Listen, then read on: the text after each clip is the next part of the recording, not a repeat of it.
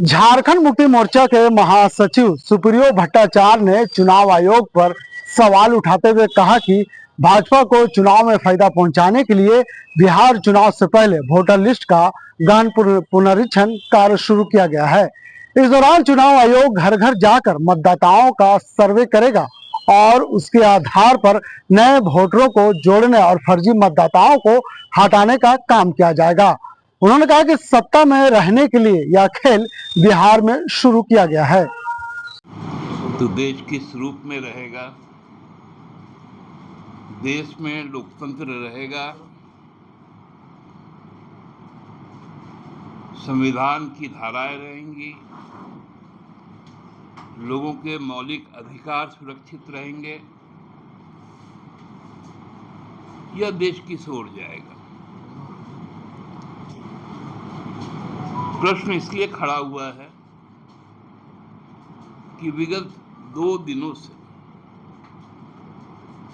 एक तरफ चुनाव आयोग और दूसरी तरफ आरएसएस, ये दोनों की एक संधि बनी है जो इस देश से समाजवाद, पंथ निरपेक्षता या धर्मनिरपेक्षता और उसके नागरिक के मताधिकार के प्रयोग का जो मौलिक अधिकार है उसको कैसे छीन लिया जाए। एक तरफ सेंसस की बात हो रही है, जनसंख्या की जनगणना की प्रक्रिया चलेगी और एक तरफ जो मतदाता है उनके अधिकारों को छीना जाएगा। चुनाव आयोग का एक बड़ा अच्छा tagline election commission of India लिखता है और उसके बाद 3 हमारा जो ट्राई कलर है नीचे उनका एक tagline, no voters left behind, कोई मतदाता छूटे नहीं। लेकिन मतदाताओं को छोड़कर ही चुनाव हो, इसकी व्यापक तैयारी बिहार में शुरू हो गई। एक ऐसा तुगलकी फरमान आया है कि 8 करोड़ बिहार के मतदाताओं को 1 महीने के अंदर खुद को बिहारी होने का, बिहार के मतदाता होने का उसको प्रमाण देना पड़ेगा। और प्रमाण कौन सा है?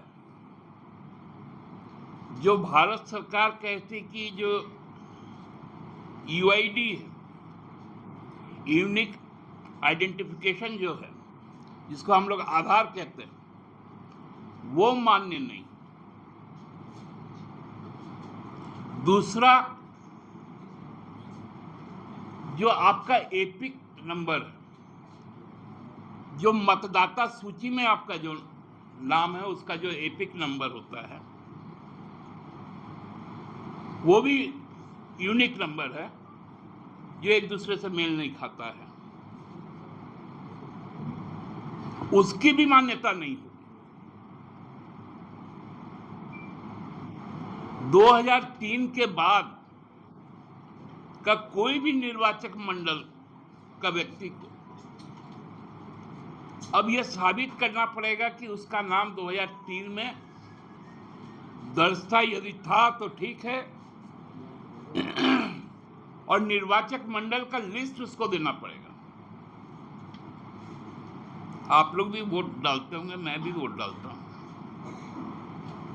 हम लोग के पास एक पर्ची आता है या बूथ में जाके राजनीतिक दल के कार्यकर्ताओं से एक पर्ची लेते हैं। वहां जो पीठासीन पदाधिकारी है उसके पास जाके उसको दिखाने से वो नंबर खोजकर, नाम खोजकर उसमें टिक मारता है।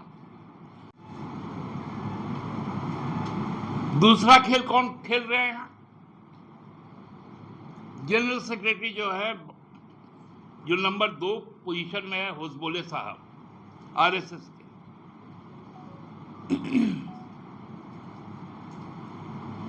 उन्होंने कहा कि भाई इसमें समाजवाद को हटा दीजिए, ये सब सही नहीं है।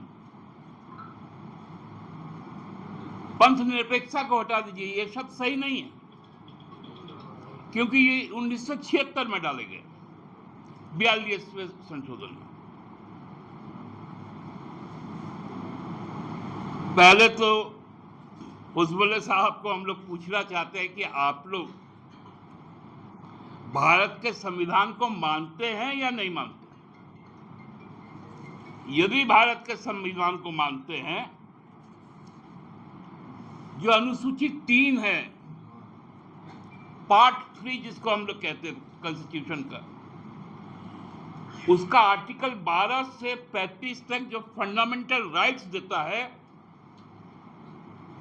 उसमें 14 से 18 तक इक्विलिटी की बात करता है, समानता की बात करता है, और 25 से 28 पंथ निरपेक्षता की बात करता है।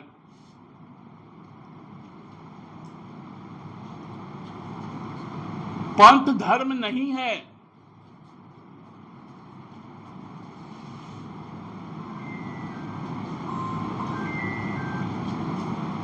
उन्नीस सौ 73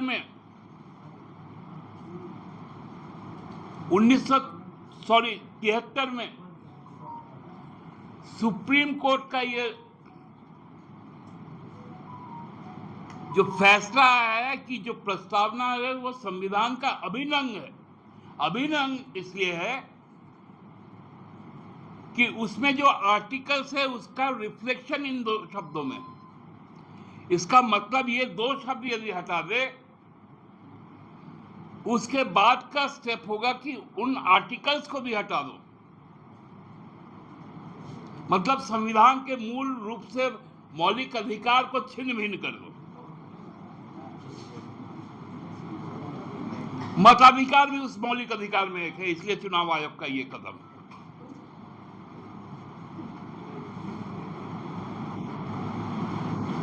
आज एक नया शब्द आया है बाजार में,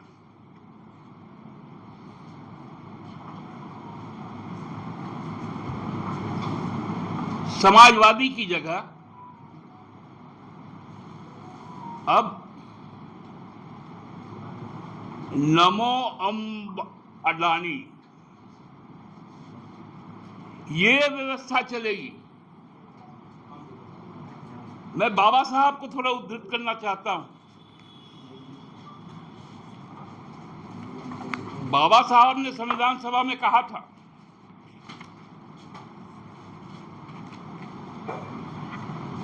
यह वास्तव में एक जीवन पद्धति थी जो स्वतंत्रता, समानता और बंधुत्व को जीवन के सिद्धांतों के रूप में मान्यता देती है और जिसे एक दूसरे से अलग नहीं किया जा सकता है। स्वतंत्रता को समानता से अलग नहीं किया जा सकता है, समानता को स्वतंत्रता से अलग नहीं किया जा सकता है, और न ही स्वतंत्रता और समानता को अलग किया जा सकता है। समानता के बिना स्वतंत्रता बहुतों पर कुछ लोगों की सर्वोच्चता पैदा करेगी। स्वतंत्रता के बिना समानता व्यक्तिगत पहल को खत्म कर देगी। बंधुत्व के बिना स्वतंत्रता और समानता चीजों का एक स्वाभाविक क्रम बन। आपके मताधिकार पर भी हमला है, और दोनों हमले एक साथ हुए।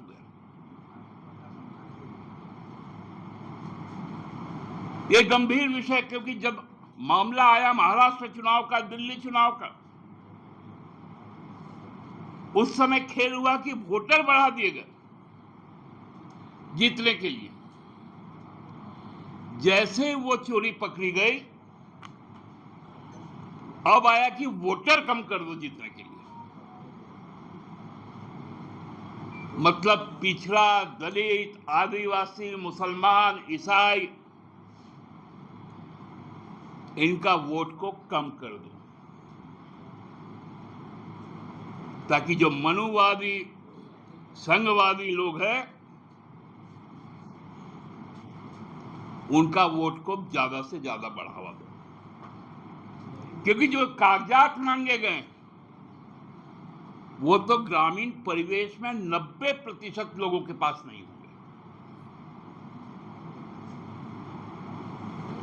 बिहार में बड़ी संख्या में लोग उत्तर प्रदेश, पंजाब, गुजरात, महाराष्ट्र, बंगाल,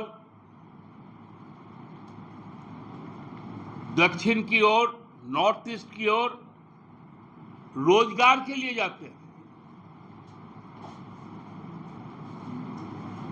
कोई लोग तो अपने केवल चुनाव के समय घर आते हैं।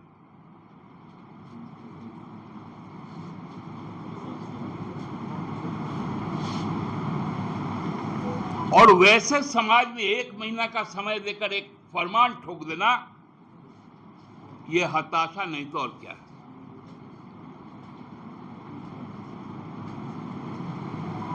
पूरी तरह से व्यवस्था को पंगु बना देना है, देश को संविधान से अलग कर देना है।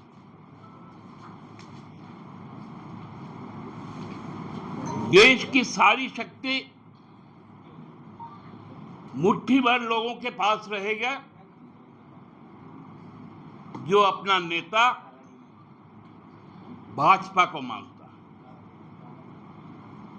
ये साजिश को आज हम लोग देख रहे हैं। अब ईडी उडी नहीं आने वाला, अब ईसी आ रहा है।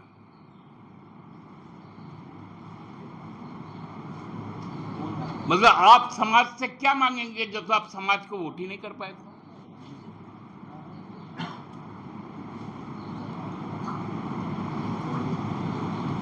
मुख्य गृह मंत्रालय का एक पत्र आपको हम बताए थे कि ऋग्वेद, अथर्ववेद का लोग ज्ञान दिए थे।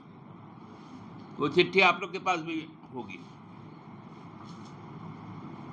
जिसमें सभा होगी, समिति होगी, सदन होगा, लोकतंत्र होगा।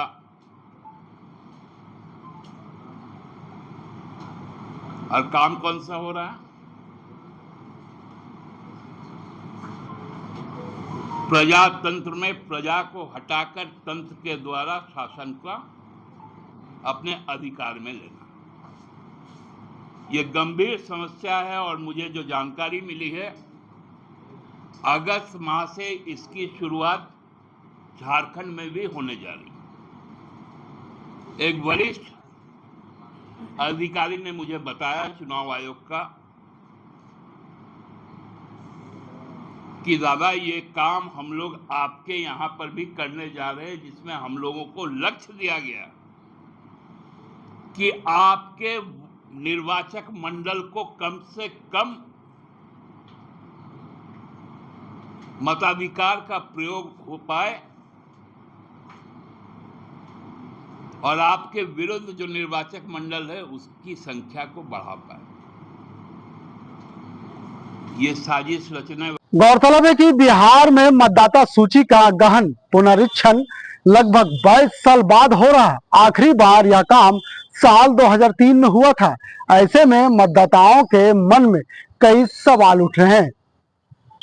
वीडियो जर्नलिस्ट फैयाज के साथ मैं नौशाद, कोयला संवाद, रांची।